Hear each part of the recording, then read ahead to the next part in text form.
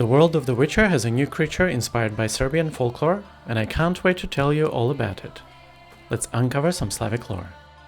In The Witcher 4 trailer, we follow Ciri as she attempts to save a girl from being sacrificed to a monster in the forest, only to come too late to save her from a monster in her own village. In a dark, cavernous hideout, Ciri finds a many-legged being with an almost human-like face that creates fog and mimics people's voices to confuse and disorientate its prey. The villagers living on the edge of the forest regard it as a god, and developed a tradition of offering one of their own as a sacrifice to appease it. The game's developer, Sebastian Kalemba, said that the creature is called the Bauk. In our own world, the Bauk is a creature from Serbian folklore, used to frighten children. Accounts of the creature made by villagers in Gruja describe it as clumsy and fat, and say that it lives in dark corners, holes and streams, where it captures disobedient children. It hides from the light and can be chased away by shouting, banging, and by using fire.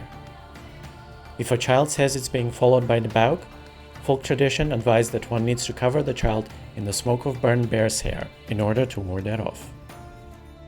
In folk songs, the Bauk is mentioned among other wild animals, and there's a suggestion that it resembles a bear in both appearance and traits.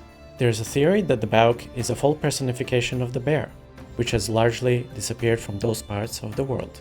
But since people still remember them as dangerous animals, in traditional culture the name was replaced with euphemisms like Bauk.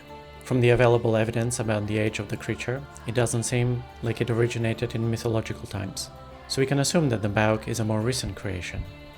Going back in time, before the conception of the Bauk, it's possible that the original name for the bear was lost to time, as it became a cultural taboo to say it out loud, lest the power of the name summons it. A linguistic theory states that, due to this taboo, people started using descriptive names for it, like the brown one, used by Germanic peoples, and the honey eater, by Slavic peoples. Linguists reconstructing the Proto-Indo-European language came to a possible word for the original name of the bear, rykto, meaning destroyer. And with a name like that, it's easy to imagine why people would want to change it, for fear they would bring this terror upon themselves.